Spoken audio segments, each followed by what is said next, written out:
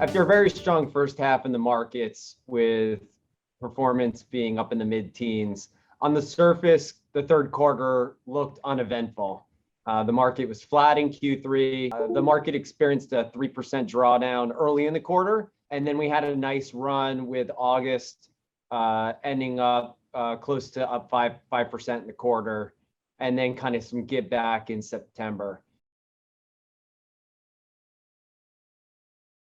We've been streamlining the portfolio. We added a lot of new names and exposures over the last 18 months. And one was a private company called Databricks, which is a cloud-based platform for data engineers and scientists to process and transform machine learning models. So that was a new addition in the third quarter. And then we bought 4 new positions in common equities, 3 of which were in highly disruptive businesses. One of them being VTEX, which is a LATAM-based e-commerce software provider that targets enterprises and omnichannel.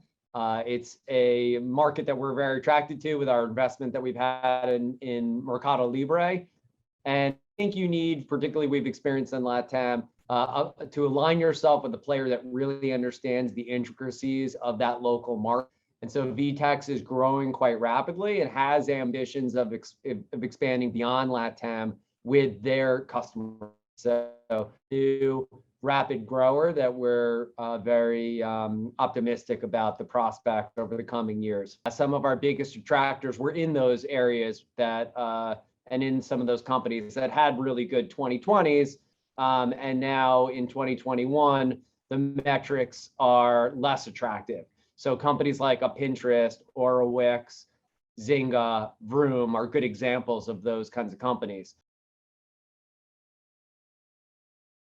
Looking to the quarters and years ahead, while it's always been a hallmark of our portfolio companies to have pricing power and controls over their own business rather than be subject to the ebbs and flows of the macro economy or other exogenous dynamics.